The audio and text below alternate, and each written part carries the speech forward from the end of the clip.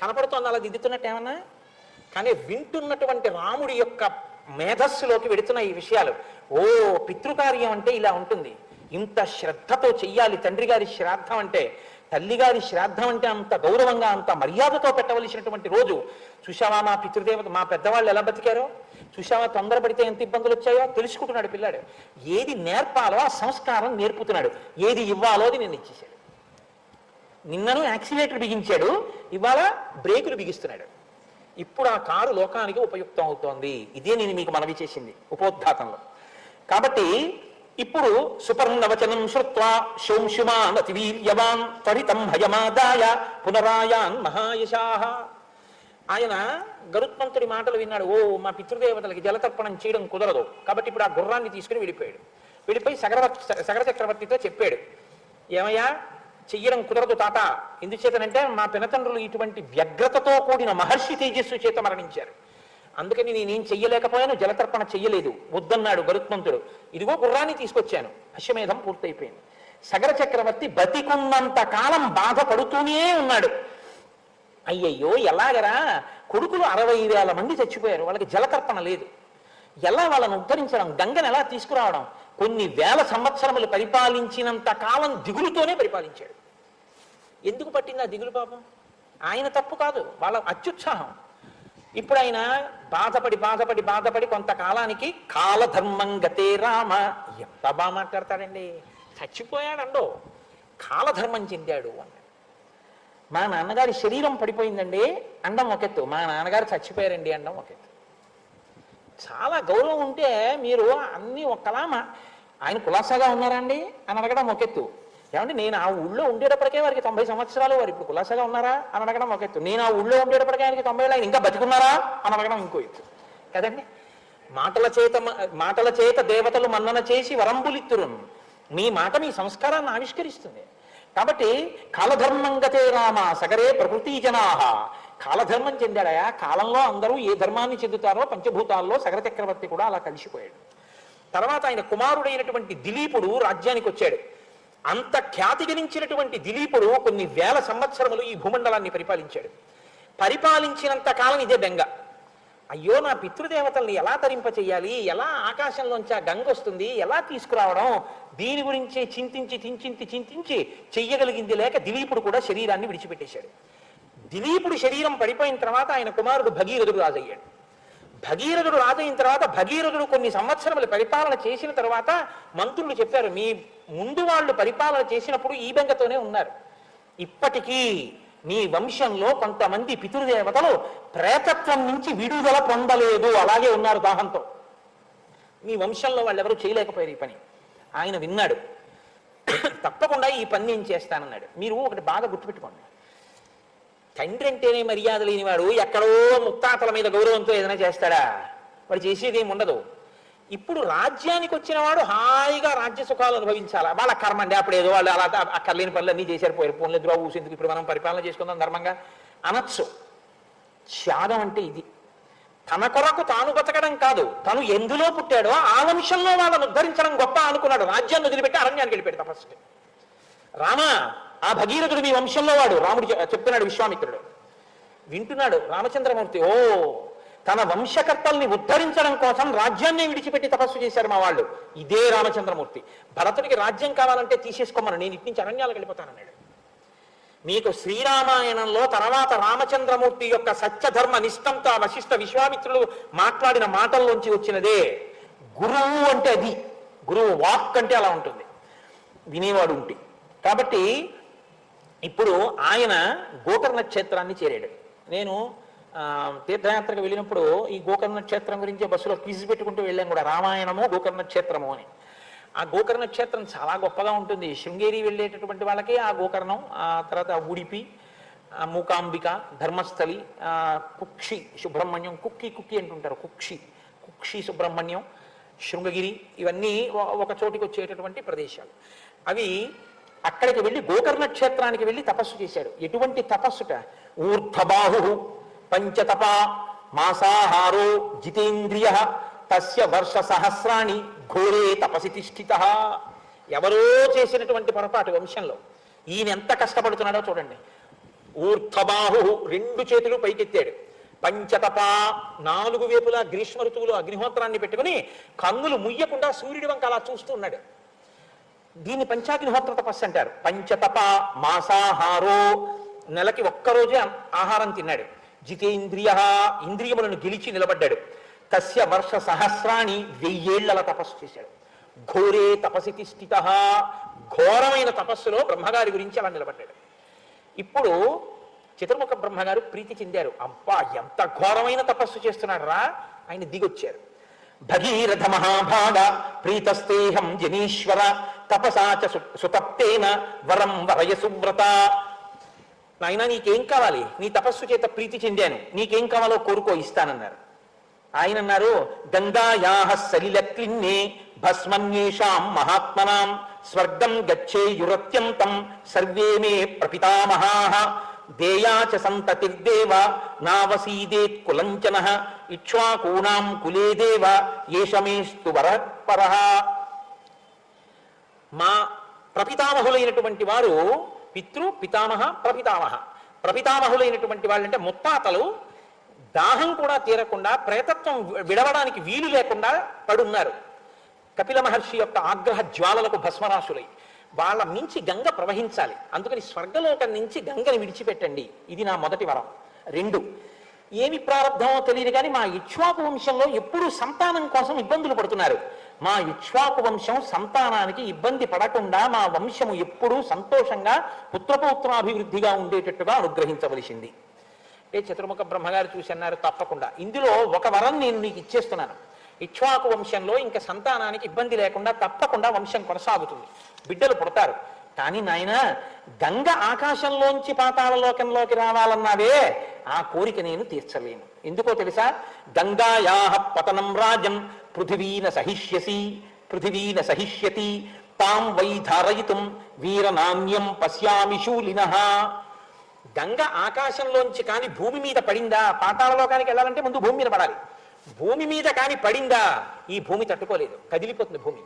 కాబట్టి భూమి యొక్క స్వరూపం పాడవకూడదు. కాబట్టి గంగని ఆకాశంలోంచి భూమి మీద పడు అని చెప్పడం కుదరదు. కానీ నేను నీకు ఒక మార్గం చెప్తాను. అలా పడాలి అంటే భూమి మీద నిలబడి గంగ పడుతున్నప్పుడు తల మీద పట్టి విడిచిపెట్టగలిగిన వాడు ఉండాలి. అలా పట్టి విడిచిపెట్టగలిగిన వాడు ఒక్కడే ఉన్నాడు ఈ సమస్త బ్రహ్మాండములో. వీరనాన్యం, ఇంకెవ్వడు లేడు. పశ్యామి ఉన్నాడు, చూస్తున్నాను. ఎవడో తెలుసా? శూలినః, త్రిశూలం పట్టుకున్న మహాదేవుడు, త్రిపురాంతకుడు, ప్రజంబకుడు, సదాశివుడు, పరమేశ్వరుడు, పరమశివుడు ఉన్నాడే, ఆయన పట్టుకుంటాడు. ఆయన కాని వచ్చి నిలబడ్డాడా, గంగ వచ్చి ఆయన తల మీద పడుతుంది. ఆయన తల మీద పడితే ఆయన తట్టుకోగలడు, భూమి కూడా తట్టుకోగలదు, ఆయన తల నుంచి కింద పడుతుంది. అందుకని పరమశివుడు వస్తే విడిచిపెట్టడం కుదురుతుంది. అంతకన్నా నేను ఏం చెప్పను, స్వస్తి అని లేచిపోయాడు. అంటే ఇప్పుడు ఏం చేయాలి? పరమశివుడిని అడగాలి కదా. ఎక్కడవుతుందిలే మన వల్ల, ఇప్పటికి 1000 ఏళ్ళు. ఊర్ధ్వబాహు పంచతప మాసాహారో జితేంద్రియ, ఇంత తపస్సు చేశాం. మళ్ళీ ఇప్పుడు పరమశివుడి గురించి తపస్సు. ఇప్పుడు ఆయన కోసం తపస్సు చేస్తే ఆయన ఏమంటాడో, మళ్ళీ ఎందుకు వచ్చిన ప్రారంభం, వెళ్ళిపోదాని రాజ్యానికి ఏదో ఒకటి సాధించానుగా అని వెళ్ళిపోవచ్చు. వెళ్ళలేదు. ఇది భగీరథ ప్రతిజ్ఞ అంటారు. నేను సాధించి తీరుతాను. పట్టుదలంటే ఎలా ఉంటుందో రామా చూడు. 1000 ఏళ్ళు తపస్సు చేసి మళ్ళీ శివుడి కోసం తపస్సు చేస్తున్నాడు. నీ వంశంలో వాడే చెప్తున్నాడు రామచంద్రమూర్తికి. ఓ పట్టుదలంటే ఇలా ఉండాలన్నమాట, మొక్కలోని సాహసంతో ఉండాలన్నమాట. రాముడు నేర్చుకుంటున్నాడు, చెక్కుతున్నాడు విశ్వామిత్ర మహర్షి. మీరు 2వ కోణాన్ని కూడా చూస్తుండాలి, కేవలం రామాయణ కథ కింద వినేసేయకండి. కాబట్టి ఇప్పుడు మళ్ళీ వెళ్ళి పరమశివుడి గురించి తపస్సు మొదలుపెట్టాడు. ఊర్ధ్వబాహుర్నిలాలంబో వాయుభక్షో నిరాశ్రయ అచలస్థానువస్థిత్వా రాత్రిం దివమరిందమా. రాత్రి లేదు, పగలు లేదు, 2 చేతులు పైకి పెట్టి మాసాహారో, బ్రహ్మగారి గురించి తపస్సు చేసినప్పుడు నెలకోసారి ఆహారం తిన్నాడు. ఇప్పుడు ఆహారం లేదు. వాయుభక్షో, కేవలం గాలి తింటున్నాడు. నిరాశ్రయ, ఏమి ఆశ్రయం కూడా లేదు. అచలహ, కదలటం లేదు. స్థాణువత్, బిగిసిపోయినటువంటి విగ్రహం ఎలా ఉంటుందో అలా నిలబడ్డాడంతే. నిలబడి 2 చేతులు పైకెత్తి తదేకంగా పరమశివుడి గురించి తపస్సు చేశాడు. చేస్తే అలాంటి తపస్సు 1 సంవత్సరం పాటు చేశాడు. చేస్తే పరమేశ్వరుడు ప్రీతి చెందాడు.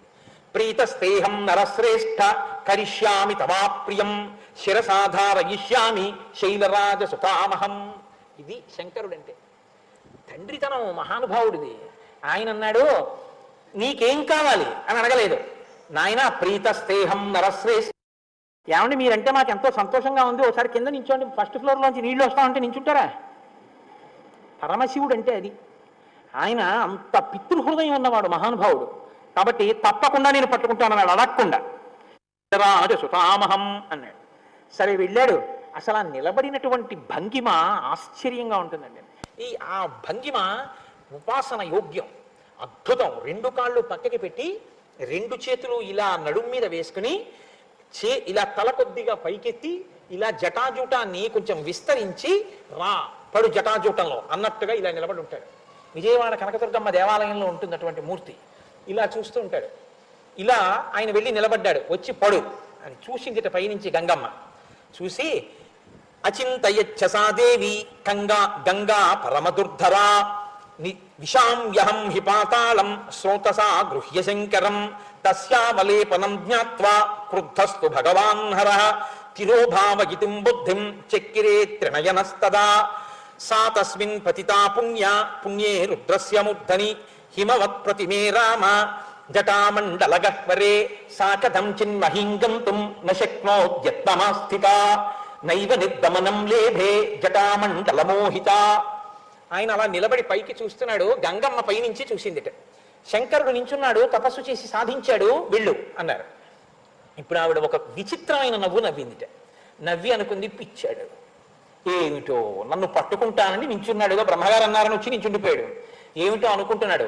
మొసళ్లతో, ఎండ్రకాయలతో, తాబేళ్లతో, పెద్ద పెద్ద పావులతో ఆకాశం నుంచి నేను పెద్ద ధారగా వెళ్ళి ఆయన జటామండలం మీద పడితే, తల మీద పడితే తల దిమ్మికి కింద పడిపోతాడు, ఈడ్చేస్తాను పాతాళ లోకానికి. ఏమిటో నన్ను పట్టగలిగిన మొనగాడిని అనుకుని చూస్తున్నాడు. ఇంకోటి జటామండలం విప్పాడు అనుకుంది. ఆయన అనుకున్నట్ట చూశాట పరమేశ్వరుడు. హరకృత్థ. ఆయనకి తెలియదండి ఎవరి మనసులో ఏముందో. ఓహో నేను పట్టలేననుకుంటోంది అనుకుని ఒక్కసారి తన జటాజుటాన్ని పెంచి నించున్నాడు. ఆవిడ సాకథం చిన్మహీంగంతుం న శక్నోద్యత్నమాస్థితః నైవ నిర్గమనం లేభే జటామండలమోహిత. కొన్ని సంవత్సరాల పాటు ఆకాశంలోంచి పడిన గంగ పరమశివుని యొక్క జటాజూటంలో తిరుగుతూనే ఉంది. చుక్క నీరు కింద పడలేదు. అలా కట్టేశాడంతే. ఇప్పుడు అనుకుందిట గంగతో పాటు మొసళ్ళు, ఎండ్రకాయలు, తాబేళ్లు, చేపలు, పావులు, రాక్షసులు ఇన్ని అందులో పట్టేస్తున్నాయి. దీన్నండి స్తోత్రం చేశాడు రావణాసురుడు.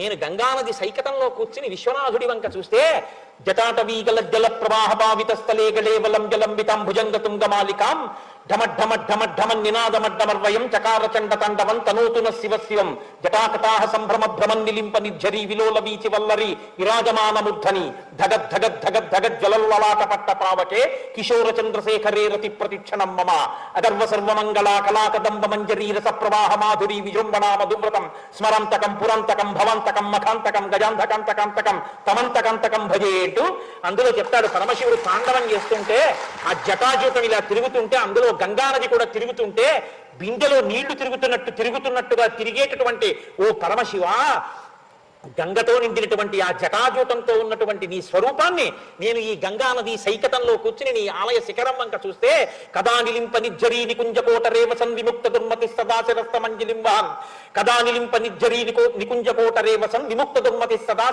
శిరస్య మంజలిస్తావన్ అంటాడు. నేను ఇక్కడ ఈ సైకతంలోంచి చూస్తుంటే నాకు సాకార రూపుడవై ఎప్పుడు కనపడతావో విశ్వనాథ అన్నాడు. అటువంటి గంగని పట్టి తాండవం చేసేటటువంటి పరమశివ స్వరూపం యొక్క గొప్పతనం ఏమిటో చూసింది గంగ. పడుతూనే ఉంది సంవత్సరాల పాటు. దేవతలందరూ వచ్చేశారు. యక్షులు, గంధర్వులు, కిన్నెరులు, కింపురుషులు అంతఃపురాం లాంటి విమానాలతో వచ్చి ఆకాశం అంతా నిండిపోయారట. ఏమాశ్చర్యం! అక్కడ భగీరథుడు, ఇక్కడ పరమశివుడు పడుతున్న గంగా చుక్క నీరు కింద పట్టలేదు. అలా పట్టేశాడు మహానుభావుడు. అహంకరించింది గంగా అని చూశాడు. భగీరథుడు మళ్ళీ తపస్సు చేశాడు. ఇంకా మనం ఏం చేస్తాం లేని వెళ్ళిపోలేదు. ఇది భగీరథ ప్రయత్నం అంటారు. మళ్ళీ తపస్సు చేశాడు. అయ్యా ఆవిడ అహంకారము బాగుంది, మీ కోపము బాగుంది, కట్టేశారు. మా పితృదేవతలు ఎప్పుడు తరిస్తారు? అయ్యా విడిచిపెట్టండి అన్నాడు. గంగమ్మ కూడా చిన్నబుచ్చుకుంది. ఏమో అనుకున్నాను శంకరుడు అంటే మహానుభావుడు, తెలియక ఈయన జటామండలంలో నేను ఇలా ఉండిపోవలసిందే అనుకుంది. అప్పుడు ఆయన విడిచిపెట్టేశాడు గంగని జటాజూటంలోంచి. అంత నీరు, ఎంత ట్యాంక్ అండి అది, ఆ ఓవర్ హెడ్ వాటర్ ట్యాంకు. ఎన్నేళ్ల నుంచి పడినటువంటి గంగని పట్టినటువంటి స్టోర్ అంటే నిల్వ ఉందా నీరు, దాన్ని ఒక్కసారి విడిచిపెట్టేట జటామండలంలోంచి అన్ని వైపుల నుంచి విడిచిపెట్ట. హ్లాది నీపా వన్నీ చైవ నలినీ చ తథాపరా తూర్పు దిక్కుగా హ్లాదిని, పావని, నళిని అనేటటువంటి 3 పాయల కింద గంగ ప్రవహించి వెళ్ళిపోయింది. అదే గంగ శుచక్షుశ్చైవ సీతా చ సింధుశ్చైవ మహానది. పశ్చిమ దిక్కుకి సుచక్షువు, సీత, సింధువు, మహానది సింధువు అనేటటువంటి పేర్లతో పశ్చిమ దిక్కుకు పడింది. పడి అటువైపుకి ప్రవహించింది. 7వ పాయ భగీరథుడిని అనుసరించి పాతాళలోకం వైపుకి ప్రయాణం చేస్తోందంటే ఆయనకి తెలిసి ఎక్కడున్నాయో సగరపుత్రుల యొక్క భస్మరాశులు.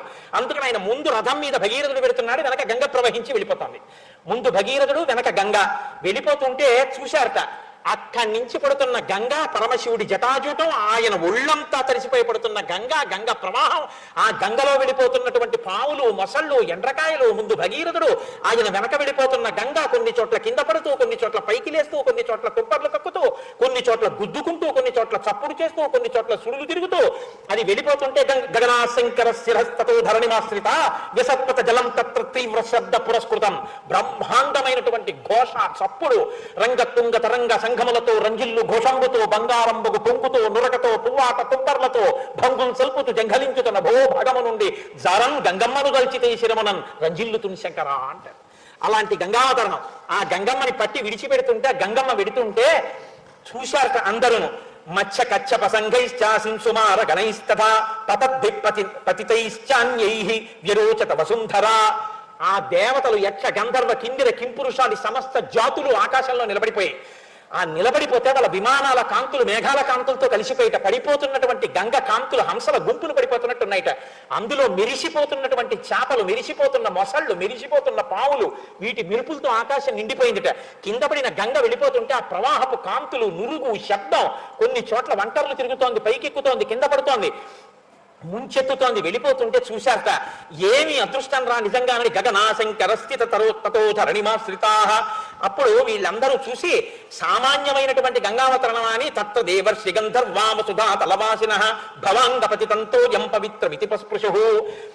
ఆ పాపాలు చేసి స్వర్గలోకం నుంచి కింద పడిపోయినటువంటి వాళ్ళు, పుణ్యం అయిపోయి కింద పడిపోయినటువంటి వాళ్ళు, పాపంతో ఉన్నటువంటి వాళ్ళందరూ సాక్షాత్ పరమశివుని యొక్క జటాజూటాన్ని, ఆయన శరీరాన్ని తాకి కింద పడుతున్న గంగ అని, అంత వేగంతో పడుతున్నటువంటి గంగలో తల పెట్టడం సాధ్యం కాదు కాబట్టి, తల వ్రక్కలైపోతుంది కాబట్టి నీళ్లు ముట్టుకుని ఇలా చల్లుకుంటున్నట్ట.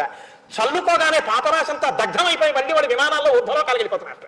ఊర్ధ్వలోకాల్లో ఉన్న వాళ్ళు ఇది చూసా, మా బాబో ఇటువంటి గంగ మనకి దొరుకుతుందా, ఇటువంటి సన్నివేశం దొరుకుతుందా, వెళ్ళి స్నానం చేద్దామని విమానాలు దిగిపోతున్నాయి, స్నానం చేస్తున్నారు, విమానాలు పైకి ఎక్కేస్తున్నాయి. ఏమి గంగావతరణం, ఏమి ప్రవాహం. ముందు భగీరథుడు, వెనక గంగా చూసి తీరాలని గంగా ప్రవాహానికి 2 పక్కల ఒడ్ల మించి ఎన్ని వేల రథాలు వెళ్ళిపోతున్నాయి. ఇన్ని రథాల సవ్వడి, ఇంత గంగా ప్రవాహం. ముందు భగీరథుడు వెనక్కి చూస్తూ, వచ్చేస్తున్న గంగని చూస్తూ సంతోషపడిపోతూ వెళ్ళిపోతున్నాడు. ఇలా వెళ్ళిపోతుండగా మహానుభావుడు అక్కడ ఉన్నటువంటి జహ్ను మహర్షి యజ్ఞ కవాటంలో యజ్ఞం చేసుకుంటున్నాడు. అనుకోలేదు ఈ గంగా ప్రవాహం ఒక్కసారి వచ్చి ఆయన చేస్తున్నటువంటి యజ్ఞ వాటాన్నంతటినీ కూడా, అంటే యజ్ఞ ప్రదేశాన్ని, యజ్ఞ ప్రదేశంలో ఉన్నటువంటి ఆ కుటీరాల్ని, అగ్నిగుండాల్ని అన్నిటినీ ముంచెత్తి తనతో పాటు తీసుకెళ్ళిపోయేటప్పటికి తతో హి యజమానస్య జహ్నోరద్భుత కర్మణః గంగా సంప్లమయామాస యజ్ఞవాటం మహాత్మనః తతో దేవాః సగంధర్వా ఋషయశ్చ సువిస్మితాః పూజయంతి మహాత్మానం జిహ్నుం పురుషసత్తమం గంగాంచాపి నయంతి స్మ దుహితృత్వే మహాత్మనః. ఆయన గంగ ఇంత ప్రవాహంతో వచ్చి యజ్ఞవాటాన్ని ముంచెత్తడంతో కోపం వచ్చి ఒక్కసారి ఆ గంగ అంతటిని ఆచమనం చేసి లోపలికి తాగేశాడు.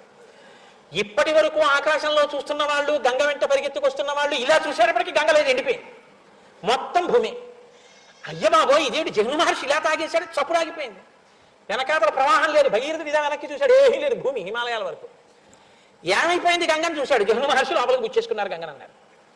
అప్పుడు దేవతలు, యక్షులు, గంధర్వులు, కిన్నెరులు, కింపురుషులు, దేవతలు, భగీరథులు అందరూ వెళ్ళి జహ్ను మహర్షి కాళ్ళ మీద పడ్డారు. మహానుభావ, ఎంత కష్టపడి తీసుకొచ్చానో తెలుసా నా పితృదేవతల కోసం, పాతాళానికి తీసుకెడుతున్నాను, నువ్వు తాగేశావు. మహానుభావ, నా మీద కారుణ్యం వహించి విడిచిపెట్టవయ్యా, ప్రవాహానికి లక్షణం కదా ముంచెత్తడం, నన్ను క్షమించి విడిచిపెట్టన్నారు. తప్పకుండా విడిచిపెట్టేస్తానని చెప్పి తన కుడి చెవిలోంచి గంగధారనంతటిని వెళ్ళి వదిలిపెట్టేశాడు. జహ్ను మహర్షి యొక్క కుడి చెవిలోంచి పుట్టింది కాబట్టి తస్మాత్ జహ్నుసుతా గంగా ప్రోచ్యతే జాహ్నవీతి చ జగామచ పునర్గంగా భగీరథ రథానుగా. అంతే. ఇప్పుడు పరమశివుడు యొక్క తలమించి పడి ఇలా వచ్చి ఆయన నోట్లోకి తాగబడి మళ్ళీ ఆయన కుడి చెవిలోంచి విడిచిపెట్టబడి మళ్ళీ భగీరథుడు యొక్క రథానుగా వెళ్ళిపోతుంది. ఇలా వెళ్ళిపోతున్నటువంటి గంగా ప్రవాహాన్ని చూసి ఇంకో అద్భుతం, చూడండి చూడండి ఆయన చెవిలోంచి ఎలా వచ్చేస్తుందో గంగా. ఆయన శరీరంలోంచి పుట్టింది కాబట్టి వీడికి జాహ్నవి అని పిలుద్దామన్నట్ట. జాహ్నవి జాహ్నవి అని అందరూ పువ్వులేసి పూజ చేశారు. ముందు భగీరథుడు మళ్ళీ సంతోషంగా వెళుతున్నాడు, మళ్ళీ గంగ వెళ్ళిపోతుంది. మళ్ళీ దేవతలు ఆశ్చర్యపోయారు, మళ్ళీ గంగ పరిగెత్తింది, మళ్ళీ అందరూ పరిగెత్తున్నారు. మళ్ళీ రథాలు, మళ్ళీ స్నానాలు, మళ్ళీ పైకి వెళ్ళేవాడు, మళ్ళీ కిందకి వెళ్ళేవాడు. గంగావతరణం అంటే అదో పెద్ద హడావిడితో కూడుకున్న విశేషం అండి. ఆఖరికి అందరూ కలిసి వెళ్ళారు. వెళ్ళి భగీరథుడు పాతాళ లోకంలో పితృదేవతల యొక్క భస్మ రాసులు పడి ఉన్నటువంటి ప్రాంతం దగ్గరికి వెళ్ళి రథాన్ని పక్కకి పెట్టాడు. ఒక్కసారి ఈ గంగా నది వచ్చి బూది పైకి రేగిపోయేటట్టుగా ఈ బూడిద కుప్పలన్నిటి నుంచి ప్రవహించింది. భస్మన్ యథా ప్లుతే రామ గంగాయా సలిలే నవై సర్వలోక బ్రహ్మ రాజానమితబ్రవీత్. ఎప్పుడైతే ఈ బూడిద కుప్పల నుంచి ఒక్కసారి గంగ ప్రవహించిందో వాళ్ళందరికీ దాహం తీరిపోయి వాళ్ళ ప్రేతత్వం పోయి వాళ్ళందరూ స్వర్గలోకానికి వెళ్ళిపోయారు, 60,000 మంది. అప్పుడు పరిగెత్తుకుంటూ చతుర్ముఖ బ్రహ్మగారు హంసవాహనం ఎక్కి వచ్చాడు. నాయన, లోకంలో దుర్లభం, ఎవ్వరూ సాధించలేనటువంటిది, అత్యద్భుతమైనటువంటి కర్మ చేశావు. గంగని స్వర్గలోకంలోంచి భూమి మీదకి దింపి పాతాళ లోకానికి తీసుకెళ్ళావు. నీ పితృదేవతలు తరించారు. ఇది ఎవ్వరూ సాధించలేని ప్రజ్ఞ. నీ కష్టంతో నీ తపస్సుతో ఆకాశంలో ఉన్న గంగ భూమి మీదకి వచ్చింది కాబట్టి ఇక నుంచి గంగ నీ కుమార్తెగా పరిగణింపబడుతుంది. గంగని భాగీరథి అని పిలుస్తా అన్నాడు. అని గంగా త్రిపదగా రాజన్ దివ్యా భాగీరథీతి చ త్రీన్ పదోభావయంతీతి తతస్త్రిపదగా స్మృత. ఆకాశం నుంచి భూమి మీద పడి భూమి నుంచి పాతాళ లోకానికి వెళ్ళింది కాబట్టి గంగకి త్రిపథగా అని పేరు. గంగ భగీరథుని యొక్క ప్రయత్నంతో వచ్చింది కాబట్టి భాగీరథి అని పేరు. జిహ్నువు తాగి విడిచిపెట్టారు కాబట్టి జాహ్నవి అని పేరు. ఇన్ని పేర్లు మార్చుకుంటూ గంగ ఆఖరికి ఇక్ష్వాకు వంశంలో ప్రభవించి మహోత్సాహంతో ప్రవర్తించి లేనిపోని కష్టాలు కొని తెచ్చుకున్నటువంటి ఆ సగరులు 60,000 మందిని తరింపచేసింది. అటువంటి గంగ భూలోకం మీదకి వచ్చినటువంటి ఈ కథావృత్తాంతం ఏదైతే ఉందో, ఏషతే రామ గంగాయ విస్తరో విహితోమయ స్వస్తి ప్రాష్ణుహి భద్రంతే సంధ్యాకాలోతివర్తతే అని నోరు తెరుచుకు వింటున్నాడు రామచంద్రమూర్తి. రామా, ఇది గంగావతరణం, విన్నావా? సంధ్యాకాలం దాటిపోతోంది, లే సంధ్యావందనం చేద్దాం అన్నాడు. లేచాడు, కానీ రామచంద్రమూర్తి మనసంతా నిండిపోయింది. అబ్బా, ఏమి మా పితృదేవతలు, ఏమి ప్రయత్నం, ఏమి గంగావతరణం! ఇంతటి కీర్తి సాధించిన మహాపురుషులు, ఇంతటి స్థితిని పొందినవారు, ఇటువంటి వారు నా పితృదేవతలై ఉన్నారు. నేను ఎంత గౌరవంగా ప్రవర్తించాలి, వాళ్ళ కీర్తిని నేను ఎంత నిలబెట్టాలి. చిన్న పిల్లాడు ఆ వంశం గురించి విని నాకు ఎంత బాధ్యత ఉందో అనుకుంటున్నాడు. చిక్కాడు విశ్వామిత్రుడు. ఇన్ని చెప్పాడు కదా అని విని విని అలసిపోయావని ఇంకా చెప్పలేదు. సంధ్యాకాలం దాటిపోతోంది నాయన, లే. విహిత కర్మాచరణం మాత్రం విడిచిపెట్టాడు. సంధ్యావందనానికి లేవలసింది, లే పద సంధ్యావందనం చేసుకొద్దాం, కాలం దాటిపోతోందని. ఇప్పుడు వాల్మీకి మహర్షి అంటారు, ఆయన ఎప్పుడు ఫలశ్రుతి చెప్పరు అసలు. ఆయన అన్నారు, ధన్యం యశస్వమాయుష్యం పుత్రం స్వర్గమతీవచ యశ్రావయతి విప్రేషు క్షత్రియేష్వితరేషు చ ప్రీయంతే పితరస్తస్య ప్రీయంతే దైవతాని చ ఇదమాఖ్యానమవ్యగ్రో గంగావతరణం శుభం యశృణోతి చకాకుత్స సర్వాన్ కామ అనువాప్నుయాత్ సర్వే పాపాః ప్రణశ్యంతి ఆయుః కీర్తిశ్చ వర్ధతే. వాల్మీకి మహర్షి ఇన్ని చెప్పాలి అంటే అది ఎంత పవిత్రమైన ఆఖ్యానమై ఉంటుందో మీరు ఆలోచించండి. రామ, ఎవరైతే ఈ గంగావతరణాన్ని ప్రశస్తమైన మనస్సుతో అంటే నమ్మకంతో కూర్చుని నమస్కరించి విని సంతోషిస్తున్నారో వాళ్ళకి ధన్యం, వాళ్ళు ధన్యులవుతారు. యశస్వం, కీర్తివంతులవుతారు. ఆయుష్యం, వాళ్ళకి ఆయుర్దాయం కలుగుతుంది. పుత్ర్యం స్వర్గమతి చత, ఈ శరీరం పడిపోయిన తర్వాత వాళ్ళు స్వర్గలోకాన్ని పొందుతారు. యశ్రావయతి విప్రేషు క్షత్రియేష్వితరేషు చ, ఇది విన్నటువంటి సమస్త మనుష్యులు ఎవరు విన్నారో వాళ్ళందరూ, వాళ్ళు ఏ ఏ సంప్రదాయాలకు ఏ ఏ కులములకు చెందిన వారైనా సరే అందరూ కూడా ప్రియంతే పితరస్తస్య, గంగావతరణం కథ జీవితంలో విన్న రోజున వాళ్ళ పితృదేవతలందరూ ఎంతో సంతోషిస్తారు, మా వాళ్ళు ఇవాళ గంగావతరణం విన్నారు అని. ప్రియంతే పితరస్తస్య ప్రియంతే దైవతాని చ, అక్కడ ఉన్నటువంటి దేవతలందరూ సంతోషిస్తారు గంగావతరణం చెప్పినా గంగావతరణం విన్నా. ఆ ప్రాంగణంలో ఉన్న దేవతలందరూ మురిసిపోయేది ఎప్పుడంటే గంగావతరణం చెప్పిన రోజున మురిసిపోతారట. కాబట్టి ప్రియంతే దైవతాని చ ఇదమాఖ్యానమవ్యగ్రో గంగావతరణం శుభం. అటువంటి ఈ గంగావతరణం శుభప్రదమైనటువంటి ఘట్టాన్ని రామా నీకు నువ్వు వివరించినదా, రామునికి విశ్వామిత్రుని చేత వివరింపబడిన దానిని విని ధన్యులవుతారు. యశృణోతి చకాకుత్స సర్వాన్ కామ అనువాప్నుయాత్. గంగావతరణ ఘట్టాన్ని విన్నటువంటి వాళ్ళకి ఏవి అభ్యున్నతి కల్పిస్తాయో అటువంటి కోరికలన్నీ కూడా తీరుతాయి. సర్వే పాపాహ ప్రణశ్యంతి. చేసిన పాపములు ఏవైనా ఉంటే గంగావతరణం వినడం చేత పాపాలు పోతాయి. ఆయు కీర్తి వర్ధతే. ఆయువు కీర్తి వర్ధిల్లుతాయి. ఇంత గొప్ప గంగావతరణాన్ని విశ్వామిత్ర మహర్షి రామచంద్రమూర్తికి చెప్తే, ఆ గంగావతరణ ఘట్టానికి వాల్మీకి మహర్షి ఫలశ్రుతి చెప్తే, ఆ రామచంద్రమూర్తి యొక్క అనుగ్రహ విశేషం చేత సంపూర్ణ రామాయణ ప్రవచనాంతర్గతంగా ఇవాళ మనం ఆ గంగావతరణ ఘట్టాన్ని యథాశక్తి చెప్పుకుని వినగలిగాం. దీని తరువాత ఆ గంగానది మీద పడవలో ప్రయాణం చేసి మరునాడు విడుతున్నటువంటి రామచంద్రమూర్తికి ఆ గంగని చూస్తుంటే ఎంత సంతోషంగా ఉంటుందో మీరు ఆలోచించండి. ఇది కాశీపట్టణానికి వెళ్ళినప్పుడు ప్రత్యేకం పడవ చేసుకుని గంగ దాటి గంగ మధ్యలో ఉన్న సైకతంలో కూర్చుని గంగానది వంక చూస్తూ గంగావతరణం చెప్పుకుంటేనే మేమంతా ఆనందపడిపోయాం ఒక రోజున. అలాంటిది ఈ గంగావతరణం విని తన వంశం వాళ్ళు తీసుకొచ్చిన గంగా అని అందులో ప్రయాణం చేస్తుంటే రామచంద్రమూర్తి ఆ రోజున ఎంత సంతోషపడిపోయారో. అక్కడ ఉన్నటువంటి నగరం ఒకటి ఉంది, దాని పేరు విశాల. ఈ నగరం ఏమిటి, ఇక్కడ ఎవరు ఉంటారు అని అడిగారు ఆయన. అడిగితే మహర్షి దాని గురించి చెప్తున్నారు. చెప్తూ ఒకానొకప్పుడు దేవతలు దానవులు కలిసి అమృతాన్ని ఉత్పాదించడం కోసమని చెప్పి క్షీరసాగర మథనం చేశారు. ఆ క్షీరసాగర మథనం చేసినప్పుడు అమృతం రాలేదు, కానీ మొట్టమొదట హాలాహలం వచ్చింది. ఆ హాలాహలం వస్తే అది ఏం చేసింది అంటే, ఉత్తపాతాగ్ని సంకాశం హాలాహల మహావిషం తేన దగ్ధం జగత్సర్వం సదేవ సురమానుషం. అది దేవతల్ని అసురుల్ని అందరినీ కూడా ఇబ్బంది పెడుతూ అది వెళ్ళినటువంటి మార్గంలో సముద్రాలు కూడా ఇంకిపోయేటట్టుగా ఈ లోకాన్ని దగ్ధం చేస్తూ ప్రయాణం చేసింది. అప్పుడు ఎలా తట్టుకోవాలో తెలియక సమస్తమైనటువంటి వాళ్ళు దేవదానవ యక్ష గంధర్వ కిన్నెర కింపురుషాదులందరూ కైలాస పర్వతం చేరి పరమశివుణ్ణి ప్రార్థన చేశారు. అప్పుడు శ్రీ మహావిష్ణువు వచ్చి ఒక చమత్కారమైనటువంటి మాట ఒకటి అన్నారు. దేవతాన ఆయన అన్నారు, తత్పదీయం సురశ్రేష్ఠ సురాణాం అగ్రజోసియత్ అగ్రపూజామిమాం మత్వా గృహాణీదం విషం ప్రభో అన్నారు. పరమశివ, ఇది నీకు అగ్రపూజ, పుచ్చుకోండి అన్నారు. అగ్రపూజ అంటే అందరికన్నా పెద్దవాడు గొప్పవాడు ఎవరున్నారో వాళ్ళకి సభలో మొదటి పూజ చేస్తారు, మొదటి తాంబూలం ఇస్తారు. దానికి అగ్రపూజ అని పేరు. అందుకని నాయన, నువ్వు దేవతల్లో పెద్దవాడివి, మహానుభావుడివి, భగవంతుడివి, కాబట్టి అగ్రపూజ నీకు, కాబట్టి నువ్వు మొదట వచ్చింది కాబట్టి ఈ విషయం నువ్వు గుచ్చేసుకో అన్నాడు. నేను ఎలా గుచ్చుకుంటానన్నవాడు భగవంతుడు ఎలా అవుతాడు? ద్వంద్వాతీతుడైనటువంటి వాడు కాబట్టి ఆయన పరమశివుడు అయ్యాడు. ఆయన కాబట్టి ఆయనకి హాలాహలం అమృతం ఒకటి, మిగిలిన వాళ్ళకైతే అది హాలాహలం. పరమశివుడికి హాలాహలం ఏమిటది? ఆయన దేన్నైనా నిగ్రహించగలడు. అందుకని అగ్రపూజ అయిందని మహానుభావుడికి. పరమశివుడి యొక్క శక్తి ఏమిటో చూపించాడు విష్ణు భగవానుడు. హాలాహలం విషం ఘోరం సగ్రాహ అమృతోపమం దేవాన్ విసృజ్య దేవేశో జగామ భగవాన్ హరహ. ఎందుకులా భయపడతారు దాన్ని చూసి అని అమృతం తాగేసినట్టుగా వెళ్ళి ఆ హలాహలాన్ని తీసుకుని నోట్లో బారేసుకుని మింగేశారు. అప్పుడు దేవతలందరూ సంతోషంగా వెళ్ళిపోయారు. వాల్మీకి మహర్షి ఒక్క శ్లోకాన్ని రచన చేసి హలాహల భక్షణాన్ని చెప్పారు. కానీ మా పోతన గారు అయితే అసలు భాగవతంలో పొంగిపోయారు.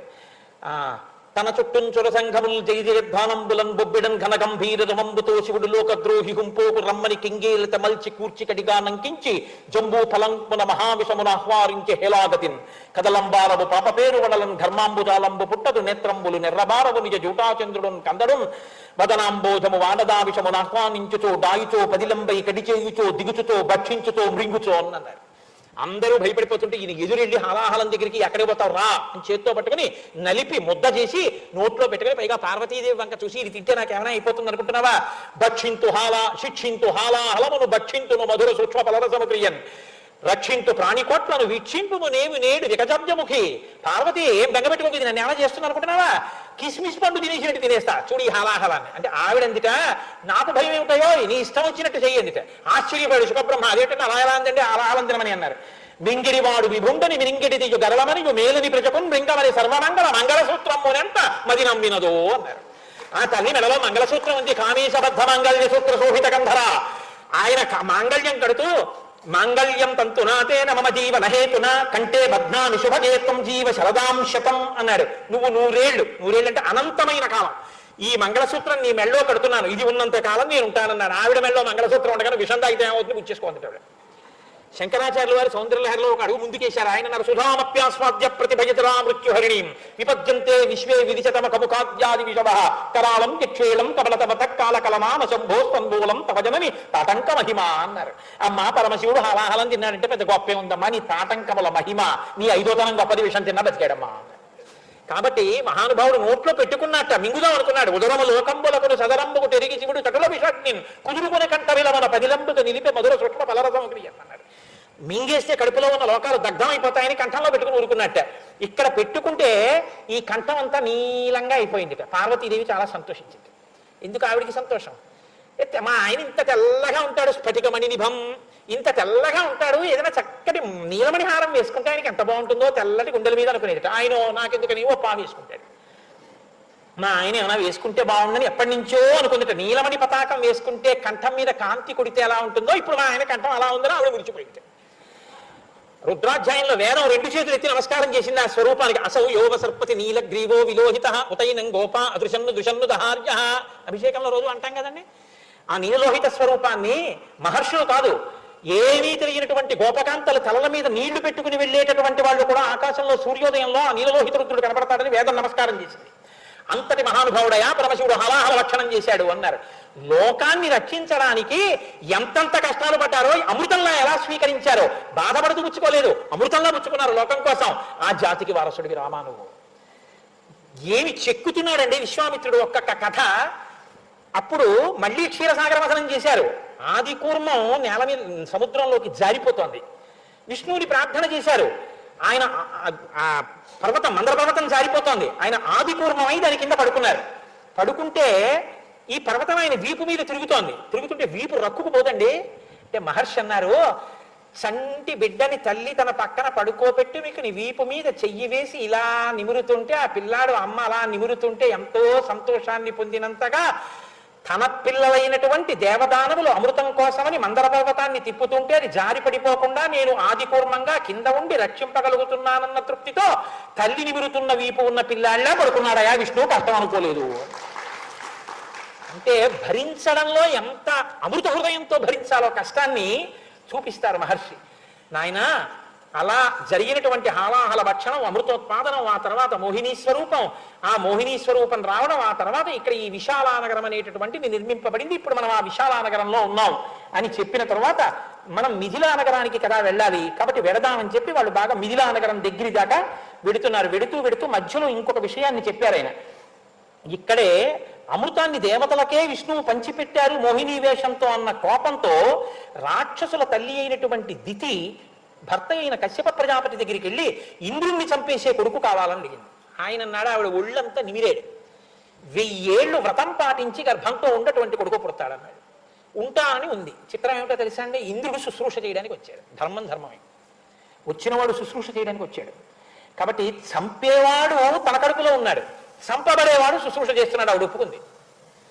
ధర్మమే ఇది కదండి విభీషణుడు ఒప్పుకునేటట్టు చేసింది. ధర్మం అంతే. కాబట్టి ఇప్పుడు ఇంద్రుడు శుశ్రూష చేస్తున్నాడు. 990 సంవత్సరాలు అయిపోయి ఆవిడ ఇంద్రుడిని పిలిచింది, నాన్న ఇంకొక 10 ఏళ్ళు నీకో తమ్ముడు పుడతాడు. ఎందుకు పుడతాడో ఇంద్రుడికి తెలుసు. ఆయన అన్నాడు, సంతోషం అమ్మా అన్నాడు. ఒక రోజున ఆవిడ పడుకున్నప్పుడు ఏం చేసిందంటే పొరపాటు చేసింది. తల ఒకవైపు, కాళ్ళు ఎప్పుడు ఒకవైపు కదా పెట్టి పడుకుంటాం, కాళ్ళు పెట్టుకునే వైపుకి తల పెట్టి పడుకుంది. వ్రతం అపవిత్రం అయిపోయింది. అలా పడుకోకూడదు, అది దీక్ష భంగపాటు అయిపోతుంది. వెంటనే ఆవిడ శరీరం ఎప్పుడైతే అపవిత్రమైందో ఇంద్రుడు లోపలికి వెళ్ళిపోయాడు. తస్యా శరీర వివరం వివేశ పురందర గర్భం చ తదా రామ బిభేద పరమాత్మవాన్ మారుదో మారుదస్యేతి గర్భం శక్రోభ్యభాషత బిభేద మహాతేజారుదంతమపిమాతవః నహంతవ్యో ఇత్యేవం దితిరబ్రవీత్ నిష్పపాత తతశక్రో మాతుర్వచన గౌరవాత్. ఇంద్రుడు ఆమె శరీరంలోకి వెళ్ళిపోయి తన వజ్రాయుధం పెట్టి లోపల ఉన్న పిండాన్ని 7 ముక్కల కింద నరికేశాడు. నరికేస్తే ఆ పిండం ఏడిచింది. మారుదస్యేతి, చంపకు అంది. ఆవిడికి తెలియొచ్చింది. అయ్యో పిల్లల్ని చంపేస్తున్నావా, బయటికి రా అంది. ఆయన బయటికి వచ్చాడు ఇంద్రుడు. అమ్మా నమస్కారం, ఏమనుకోకు, నువ్వు అపవిత్రంగా ప్రవర్తించావు, లోపల ఉన్న పిల్లల్ని 7 ముక్కలు చేశానమ్మా అన్నాడు. అప్పుడు ఆవిడంది, నాదే తప్పు, నేను మీతో మనవి చేశాను, నా తప్పు అనడం చాలా కష్టం, ధూర్తురా 999 సంవత్సరాలు చేశాను, దీనికోసం కాసు కూర్చుని చంపావా అనలేదు. నాయనా తప్పు నాదే, వ్రతంలో నియమం తప్పాను, నువ్వు చంపగలిగావు, నిన్ను రక్షించుకోవడానికి నువ్వు ప్రయత్నించావు, నిన్ను చంపేవాడిని కనాలని నేను అనుకున్నాను, దైవం ఇంకోలా ఉంది, నేను అనుష్ఠించలేకపోయాను, పాడయ్యాను. పోన్లే, ఈ 7 పిల్లలకి సప్త మరుత్తులుగా, అంటే 7 స్కందములలో దేవతలుగా ఉంటారు, మరుత్తులుగా వీళ్ళకి అధికారం ఇయ్యండి. అమ్మ తప్పకుండానమ్మా, నీ మాట ఎందుకు కాదంటాను, అలాగే ఇస్తాను. అప్పుడు వాళ్ళని మరుత్తులుగా ఇచ్చాడు. అలా ఆ మరుత్తులు ఏర్పడ్డారయ్యా లోకంలోని. ఆ విశాలానగర నిర్మాణం గురించి చెప్తూ ఆ మరుత్తులు వచ్చినటువంటి వృత్తాంతాన్ని విశ్లేషించి మిథిలా నగరానికి దగ్గరగా వెడుతుంటే ఒక శూన్యమైన ఆశ్రమం కనపడింది. ఏమి ఈ ఆశ్రమం ఇంత శూన్యంగా ఉంది, ఎవ్వరూ ఇక్కడ కనపట్టలేదు అని అడిగాడు. రాముడు ప్రశ్న అడిగితే ఎలా ఉంటుందో తెలుసా అండి, గురువు గారు చెప్పకుండా ఉండలేరు. మిథిలోపవనీ తత్ర ఆశ్రమం దృశ్య రాఘవ పురాణం నిర్జనం రమ్యం ప్రపంచముని పుంగవం. ఇంత నిర్జనంగా ఉంది ఆశ్రమం, ఇంత రమ్యంగా ఉంది, ఎందుకు ఇలా ఉందని అడిగాడు. అడిగితే విశ్వామిత్రుడు అన్నాడు, గౌతమస్య నరశ్రేష్ఠ పూర్వమాసీన్ మహాత్మన ఆశ్రమో దివ్య సంకాశ సురైరపి సుపూజిత. ఒకనొకప్పుడు ఈ ఆశ్రమాన్ని గౌతమ మహర్షి ఉండేవారు. అక్కడికి దేవతలు కూడా వచ్చి గౌతముడిని పూజించి వెళ్ళేవారు, అంతటి మహాత్ముడు. అటువంటి గౌతమ మహర్షి ఈ ఆశ్రమంలో ఉన్న కాలంలో ఆయనతో పాటు ఆయన భార్య అయిన అహల్య కూడా ఈ ఆశ్రమంలోనే ఉంది. ఈ ఆశ్రమంలో ఉన్న కాలంలో మీరు తొందరపడి నిర్ణయాలకు రాకండి, నేను విశ్లేషిస్తాను ఆ విషయాన్ని. తొందరపడి నిర్ణయాలకు వచ్చేసి మహాత్ముల పట్ల భిన్నాభిప్రాయంతో ఆలోచన చేయకండి. సంగమంతహమిచ్చామి త్వయా సహసుమధ్యమే మునివేషం సహస్రాక్షం విజ్ఞాయ రఘునందన మతించకార దుర్మేధ దేవరాజ కుతూహలాముక్త. ఒకనొకనాడు దేవేంద్రుడు గౌతముడి వేషంలో అహల్య ఆశ్రమానికి వచ్చాడు. గౌతముడు స్నానం చేయడానికి వెళ్ళాడు. ఇంద్రుడు గౌతముడి వేషంలో వచ్చి, నాకు కామాతురత కలిగింది, నీతో సంగమాన్ని కోరుతున్నాను అన్నాడు. ఆవిడ మహాపతివ్రత, ఆవిడికి తెలుసు వచ్చినవాడు ఇంద్రుడు గౌతముడు కాడు అని తెలుసుకుంది. తెలుసుకుని కూడా విజ్ఞాయ రఘునందన తెలుసుకుని మతించకార దుర్మేధ దేవరాజ కుతూహలాత్, ఆవిడికి ఇంద్రుడి మీద మనసుంది. అందుకని ఇంద్రుడితో సంభోగాన్ని ఆవిడ అంగీకరించి ఇద్దరూ సంతోషంగా కాలాన్ని గడిపేశారు. కృతార్థాస్మి సురశ్రేష్ఠ గచ్చ శీఘ్రమిత ప్రభో ఆత్మానమాం చ దేవేశ సర్వథా రక్షమానదా. ఎంత స్పష్టంగానో ఆవిడ చెప్పింది. నేను కృతార్థాస్మి సురశ్రేష్ఠ, సురశ్రేష్ఠ ఓ ఇంద్రుడా, గుర్తుపట్టలేదనడానికి ఏం లేదు. ఇంద్రుడా, నేను కృతార్థురాలనయ్యాను, నీ వలన ఇవాళ నేను సంగమ సుఖాన్ని అనుభవించాను. నువ్వు తొందరగా వెళ్ళిపో, ఇక్కడ గచ్చ శీఘ్రమిత ప్రభో, తొందరగా వెళ్ళిపో. ఎందుకో తెలుసా, ఆత్మానమ్మంచ దేవేశ సర్వథా రక్షమానదా. నా భర్త వచ్చి నువ్వు వచ్చావని మనం తప్పు చేశామని తెలుసుకోకముందే వెళ్ళిపోను. ఇంద్రుడు అన్నాడు, అటువంటి తప్పు పని చేసిన వాడు ఎలా ఉచ్చరిస్తాడో ఎలా సంబోధిస్తాడో అలా సంబోధించాడు, దాన్ని వివరించడం నాకు ఇష్టం లేదు. శుశ్రోని పరితిష్టోస్మి గమిష్యామి యథాగతం. నేను ఎలా వచ్చానో అలా నేను కూడా సంతోషాన్ని పొందాను, వెళ్ళిపోతున్నాను అని పర్ణశాలలోంచి బయటికి వెడుతున్నాడు. అగ్ని శిఖ ఎలా ఉంటుందో అలా తడిసినటువంటి బట్టతోటి గౌతమ మహర్షి వచ్చాడు. ఆయన ఒక్కసారి ఇంద్రుడి వంక అహల్య వంక చూశారు, గుర్తుపట్టారు జరిగిన తప్పుని. ఆయన వెంటనే అన్నారు, నీకు పురుషత్వం ఉంది కాబట్టి నువ్వు ఇటువంటి తప్పు పని చేయగలిగావు. నీకు ఈ పురుషత్వం ఉంది కాబట్టి ఇవాళ ఈ తప్పు చేశావు, రేపు ఎన్నిసార్లైనా చేస్తావు ఇటువంటి తప్పులు. కాబట్టి నువ్వు పురుషుడువు కాకుండా చేసేసి పురుషుడువుగా కనపడితే లోకంలో నవ్వులు పాలవుతావు, నీకు అదే శాపం. పేతతుర్వృషణౌ భూమౌ సహస్రాక్షస్య తక్షణాత్. నీ వృషణములు రాలి నేల పడిపోవుగాక అన్నాడు. ఇంద్రుడు తన పుంస్త్వాన్ని పోగొట్టుకున్నాడు. అహల్య వంక చూశారు. తథా సత్యా సవైశక్రం అహల్యామపి శప్తవాన్ ఇహ వర్ష సహస్రాణి బహూని త్వం నివత్స్యసి వాయుభక్షా నిరాహార తప్యంతి భస్మశాయిని అదృశ్యా సర్వభూతానాం ఆశ్రమేసి నివస్యసి యదా చైవ ధ్వనంఘోరం రామో దశరథత్వజః ఆగమిష్యతి దుర్ధర్షః తదా పూతా భవిష్యతి తస్మాతిధ్యేన దుర్వృత్తే లోభమోహ వివర్జిత మత్సకాశే ముదాయుక్త స్వం వపుర్ధారయిష్యసి. అహల్య వంక చూసి చాలా మంది ఏమంటారంటే ఆవిడ్ని రాయి అయిపోమ్మన్నారు అంటారు. అలా అనలేదు గౌతమ మహర్షి. ఆయన ఏమన్నారంటే, నీవు ఇక నుంచి ఇహ వర్ష సహస్రాన్ని కొన్ని వేల సంవత్సరములు బహూనిత్వం నివస్యసి, ఇక్కడే ఉండి ఈ ఆశ్రమంలో. వాయుభక్ష గాలిని తిను, నిరాహార ఆహారం తినకు, తప్యంతి తపస్సు చేయి, భస్మశాయిని నీ మీద బూది కప్పేస్తుంది, నువ్వు ఉన్నావని ఎవరికి తెలియదు. అదృశ్యా సర్వభూతానాం ఏ ప్రాణికి నువ్వు కనపడవు. ఆశ్రమేసి నివత్స్యసి ఈ ఆశ్రమంలోనే నువ్వు ఉండు. యదా చైతద్వనం ఘోరం ఈ వనంలోకి ఒకానొక నాడు ఈ ఘోరమైన వనంలోకి రామో దశరథాత్మజ దశరథనందనుడైన రామచంద్రమూర్తి వస్తారు. ఆయన వచ్చిన తరువాత నీకు శాప విమోచనం అవుతుంది. అప్పుడు నేను వచ్చి నిన్ను నేలుకుంటాను, అప్పటి వరకు ఇలా తపస్సు చెయ్యి. ఇప్పుడు నేను మీతో ఒక విషయాన్ని చాలా జాగ్రత్తగా వివరణ చేయవలసి ఉంటుంది ఈ సర్గ చెప్పేటప్పుడు. అహల్య జననం చాలా ఆశ్చర్యకరమైంది. అందుకే ఆయన హాలాహల భక్షణం చెప్పారు. మోహిని అవతారాన్ని విష్ణుమూర్తి స్వీకరించి అమృతాన్ని రాక్షసులకు ఇవ్వకుండా దేవతలకు ఇచ్చారు. ఆ మోహిని అందచందాలు చూసి లోకాలన్నీ ఆశ్చర్యపోయి ఏమందగత్తే అని. అప్పుడు చతుర్ముఖ బ్రహ్మగారికి ఆలోచన వచ్చింది. విష్ణువు మోహినిగా మారారు తప్ప అంత అందగత్తెని నేను ఇప్పటిదాకా సృష్టించలేదు. నా సృష్టిలో ఇదో లోపం. విష్ణువు అయ్యాడు కానీ అంత అందగత్తెగా నేను అటువంటి అందగత్తెని సృష్టించలేదు. నేనెందుకు సృష్టించలేను? అంత అందగత్తెని సృష్టిస్తాను అని సృష్టించారు అహల్య. ఆవిడ బ్రహ్మమానస పుత్రిక. ఆవిడ పుట్టడమే అందం కోసమే పుట్టింది, అంత అందంగా పుట్టింది. ఆయన ఏం చేశాడంటే జితేంద్రియుడైనటువంటి వాడి సంరక్షణలో ఈ పిల్లని పెట్టి పెంచుదామని ఆ పిల్లని గౌతమ మహర్షికి ఇచ్చారు. ఈ పిల్లని పెంచవయ్యా అన్నారు. ఆ పిల్లని గౌతముడే ఆశ్రమంలో పెంచాడు. ఇప్పుడు ఆ పిల్ల పెద్దదైంది, యవ్వనవతి అయింది, గొప్ప అందగత్తె. ఇంద్రుడితో సహా అందరికన్నా ఆమె మీదే ఉంది. ఆమెకి కూడా కన్ను ఇంద్రుడి మీద ఉంది. పిల్ల మనసు తండ్రి గుర్తెరగలేదు. బ్రహ్మగారికి ఏమి ఇష్టం అంటే తపస్సు ఇష్టం. కాబట్టి బ్రహ్మగారి దగ్గరికి గౌతముడు ఏం చేశాడంటే ఈ పిల్లని తీసుకెళ్లి విడిచిపెట్టేశాడు. అయ్యా, ఈ పిల్లకి యవ్వనం వచ్చింది, మీరు యోగ్యుడైన వరుణ్ణి చూసి వివాహం చేయండి అని చెప్పాడు. ఆయన ఏమన్నారంటే నీకన్నా యోగ్యుడెవరు, నువ్వే చేసుకో. ఇంద్రాది దేవతలు పెళ్లికి వచ్చారు, పెళ్లి అయిపోయింది. గౌతమ మహర్షి ఈమెని తీసుకెళ్ళిపోయారు. పిల్ల మనసులో మాట తెలుసుకోలేకపోవడం తండ్రి చేసినటువంటి చిన్న లోపం. ఇప్పుడు పెళ్లి అయిపోయింది.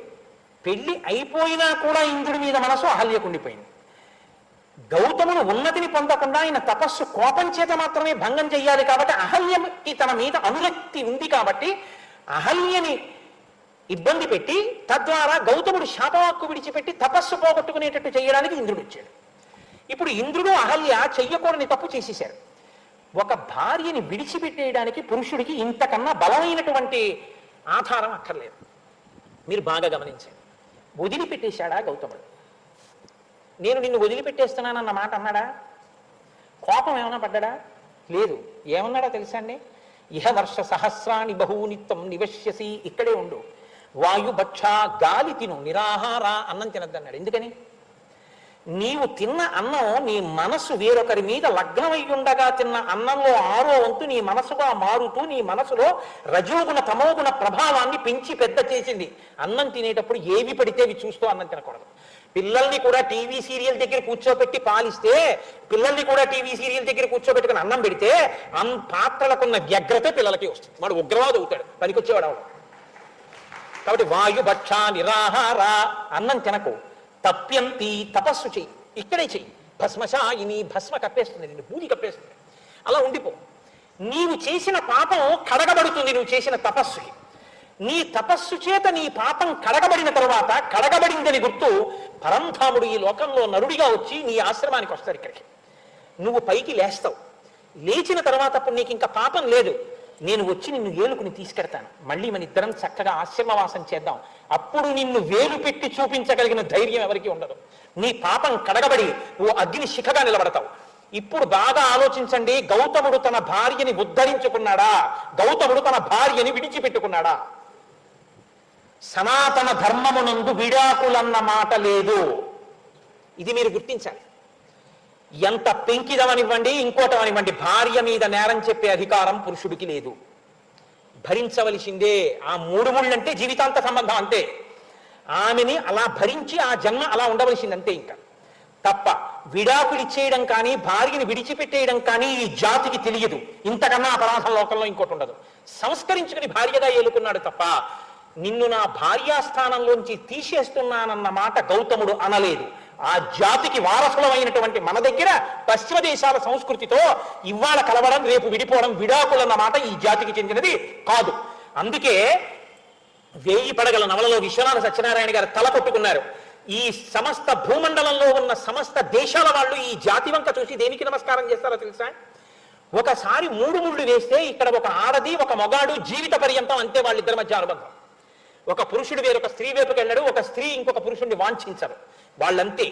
వాళ్ళ వివాహ సంబంధం అంటే, వైవాహిక సంబంధం అంటే అంత గొప్పగా ఉంటుందని ఆ పవిత్రతకి 2 చేతులు ఎత్తి నమస్కరించాయి. నా కూతురు వివాహం చేస్తుంటే ఆ మంత్రభాగాన్ని చూసి అర్థం చేసుకుని పొంగిపోవడానికి ఫ్రెంచ్ దేశస్తులు ఇద్దరు దంపతులు ప్రత్యేకంగా అనుమతి తీసుకుని వచ్చి వీడియో తీసుకున్నారు. మంత్రభాగం అంతా హరిప్రసాద్ గారు ఉన్నారు. వాళ్ళు బొట్టు పెట్టుకుని నన్ను వచ్చి ప్రార్థించారు. మేము మురిసిపోతున్నాం ఈ సంస్కృతి చూసి, మేము అక్షతలు వేసి ఆశీర్వదించమా మీ అమ్మాయిని అల్లుడిని అని అడిగారు. అది ఈ జాతి సంస్కారం అంటే. దానికి మనం వారసులు. మీరు ఉద్ధరించుకున్న గౌతముడి గొప్పతనం చూడండి, పాపం కడుక్కున్న అహల్య గొప్పతనం చూడండి. అంతేగాని అహల్య తప్పు చేసిందని తీర్పులు చెప్పకండి. ఇప్పుడు అహల్య అగ్ని శిఖ లేచినట్టు లేచింది. చూశాడు మహానుభావుడు. ఆ దేవత అసలు ఆవిడ్ని 33 కోట్ల మంది దేవతలు కూడా చూడలేరు, అంత తేజోమూర్తిగా ఉంది. ఇప్పుడు రామచంద్రమూర్తి ఆవిడికి నమస్కరించారు. ఈలోగా ఇంద్రుడు అగ్నిదేవుణ్ణి ప్రార్థన చేశాడు. పితృది అగ్నేస్తు వచనం తీసుకుంటారు. కాబట్టి వాళ్ళు ఏమన్నారంటే, ఇంద్రుడికి పుంస్త్వం పోయింది కాబట్టి గౌతమ మహర్షి శాపం వల్ల మేషవృషణములను తీసి ఇంద్రుడికి అమర్చారు. ఇప్పుడు పితృదేవతలకి త్రేతాయుగంలో తద్దినం పెడితే వృషణములు లేని మేకని మాంసం వండి పెట్టేవారు తప్ప వృషణములను పచనం చేసి పెట్టేవారు కాదు. అలా ఇంద్రుడు మళ్ళీ పుంస్త్వాన్ని పొందాడు. అహల్య మళ్ళీ గౌతముని పక్కన స్థానాన్ని పొందింది. దదర్శచ మహాభాగాం తపసా జ్యోతిత ప్రభాం లోకైరపి సమాగం యాదుర్నిరీక్షాం సురాసురైః ప్రయత్నాన్ నిర్మితాం ధాత్ర దివ్యాం మాయామయీమివ.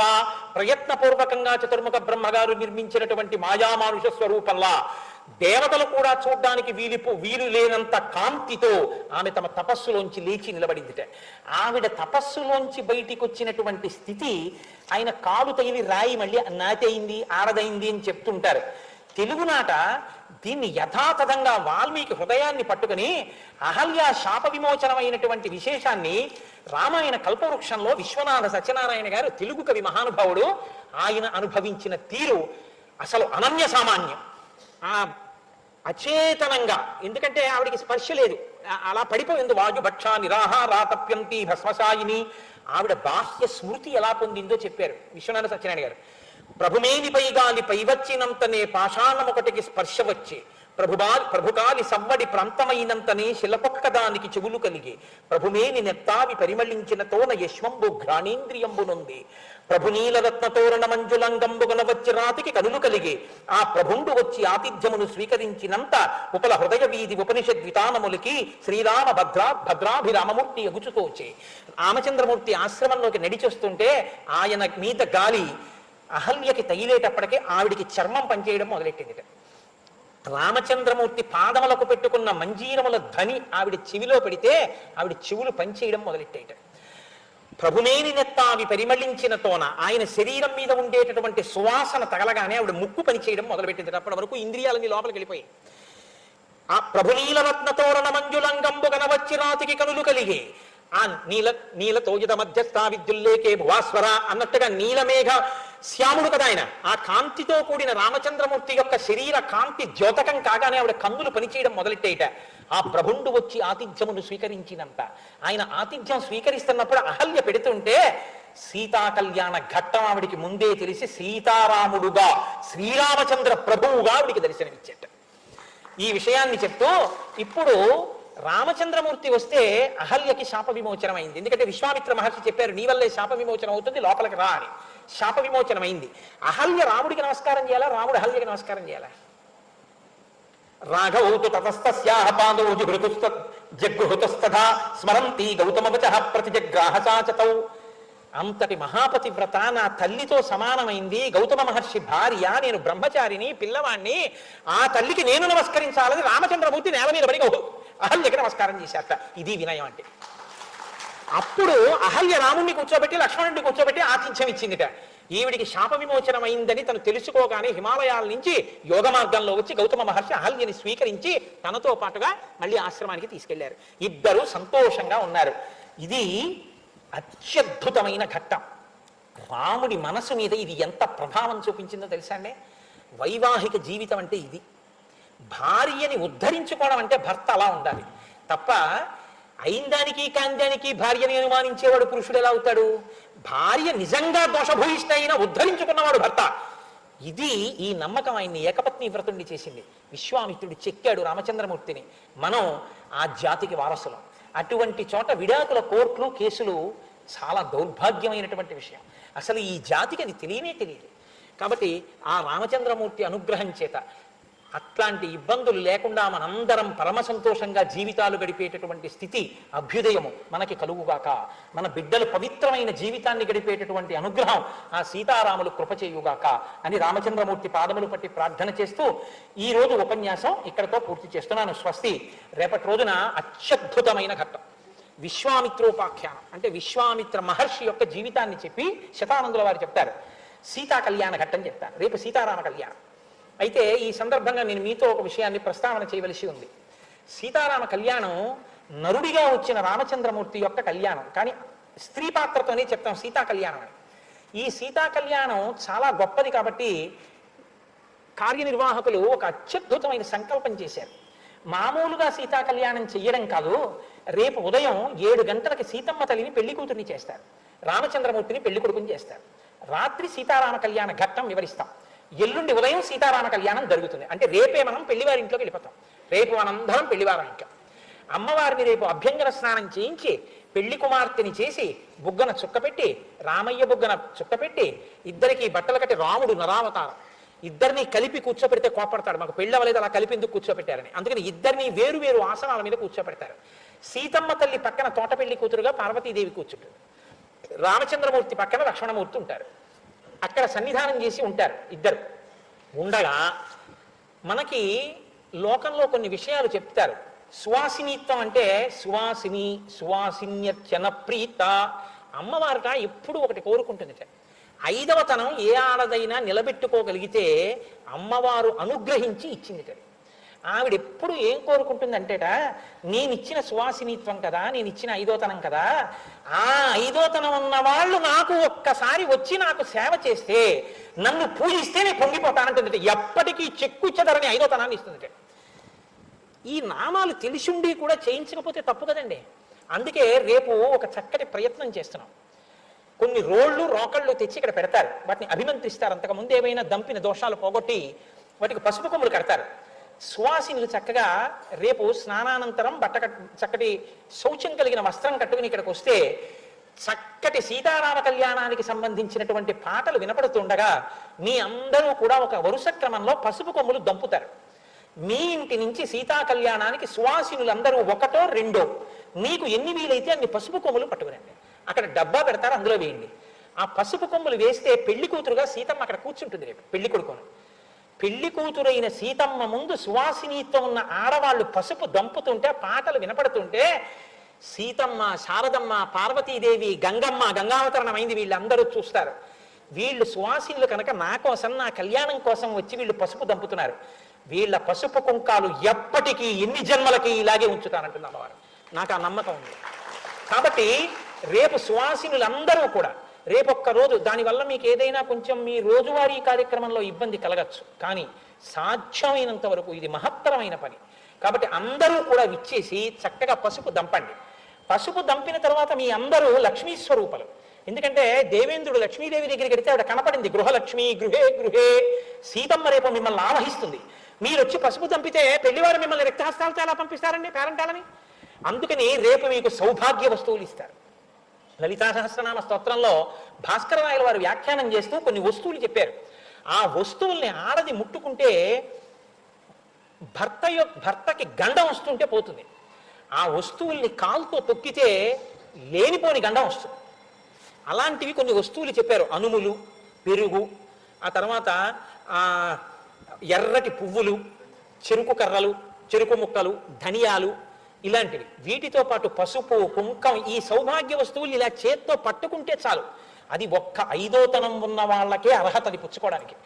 అవి అమ్మవారిని పెళ్లి కూతుర్ని చేసినప్పుడు సువాసిని ఇలా చేత్తో పుచ్చుకుంటే వాళ్ళ భర్త కాపాడబడతాడు సమస్త గండాల నుంచి. నేను ఉత్తినే చెప్పాను అనుకుంటున్నారేమో, మీరు భాస్కర రాయల వారి వ్యాఖ్యానం చూడండి, సౌభాగ్య వస్తువుల్లో ఉన్నాయో లేదో. రేపు మీ అందరి కోసం వాటిని సిద్ధం చేస్తారు.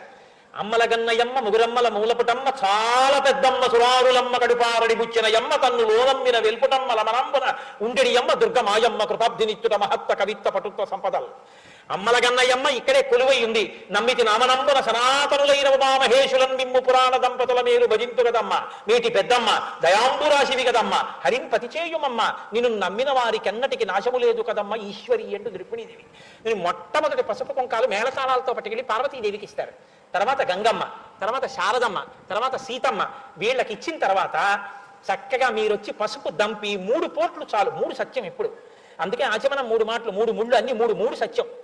అందుకని రేపు 3 పోట్లు వేసి మీరు అలా అమ్మవారి ముందు నుంచి ఎడుతుంటే శారదాదేవి ఎదురుగుండా మీకు ఆ పసుపు కుంకాలు, సౌభాగ్య వస్తువులు, రవికెల బట్ట అన్నిటినీ మీకు ప్రదానం చేస్తారు. చక్క సువాసినులు అందరూ వాటిని అందుకుని పరమ సంతోషంగా బయలుదేరదు. కానీ మనందరం పెళ్లివారమే. ఇందులో ఇచ్చేవాళ్ళు పుచ్చుకునే వాళ్ళు ఉండరు. ఇందిరా ప్రతిగృహాతు ఇందిరావై దదాతి చ, లక్ష్మి ఇస్తోంది, లక్ష్మి పుచ్చుకుంటోంది. మీ అందరూ నా దృష్టిలో ఏమిటి, నా కంటికి సౌభాగ్యం. నా తల్లి సీతమ్మ ఇన్ని ముఖాలతో కనపడుతోంది రోజు. రేపు ఇంతమంది సీతమ్మలు పుచ్చుకుంటుంటే చూసి మేము మురిసిపోతాం. కాబట్టి 7 గంటల అయ్యేటప్పటికీ చక్క సువాసినులు అందరూ రండి. పురుషులు కూడా వచ్చి చూసి సంతోషిస్తామయ్యా, మేము పుచ్చుకోకపోతే మా కోసంగా వాళ్ళు పుచ్చుకుంటున్నారు, మేము వస్తే నీ కష్టమా అంటే ఏమీ లేదు, మీరు హాయిగా రావచ్చు, వచ్చి చూసి సంతోషించచ్చు. రేపు పెళ్లివారిల్లు ఎవ్వరం ఘర్షణ పడ్డం కానీ, మాట అనుకోవడం కానీ అలాంటివి చేయకూడదు. పెళ్లిలో ఏదైనా ఘర్షణ పడితే ఆ పెళ్లివారు చిన్నపుచ్చుకుంటారు కదా. పెళ్లి కూతురు అయ్యో ఏంటి అలాగా మా వాళ్ళు దెబ్బలాడుకుంటున్నారు అనుకుంటుందా అనుకోదా, పెళ్లి కూతురుని చిన్నపుచ్చచ్చా. అందుకని ఎక్కడైనా ఒకవేళ నిర్వహణ యందు కించిటి లోపం సంభవించవచ్చు. పెద్ద మనసుతో ఇది మన అమ్మాయి పెళ్లి, మన సీతమ్మ పెళ్లి, మన అమ్మ పెళ్లి, విశాల హృదయంతో ఉండండి. గుండా పిండి అయిపోయే వరకు దంపక్కర్లేరు పసుపు కొమ్ములు, 3 పోట్లు వేస్తే చాలు. కాబట్టి పసుపు కొమ్ములు 1, 2 తిండి తప్పకుండా. ఎందుకంటే అది మీ హక్కు. సువాసినికి తెచ్చి సీతమ్మ పెళ్లికి దంపడానికి డబ్బాలో వేయండి.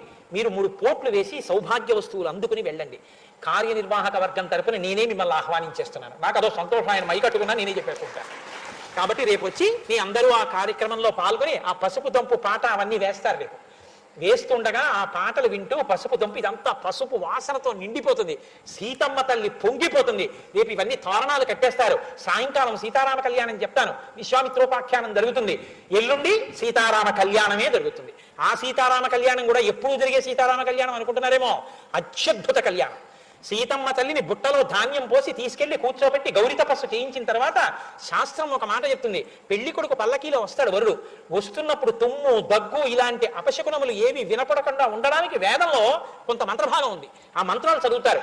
ప్రత్యేకంగా అక్కడ చదువుతాడు. కాకినాడలో త్యాగరాజస్వామి వారు రామదాసు వారి కీర్తనల యందు విశేషమైన మక్కు ఉండి ఉపాసన చేసేటటువంటి మహాభక్తురాలై గంధర్వగానం చేయగలిగిన తల్లి ఉన్నారు, పెద్దాల సూర్యకుమారి గారని.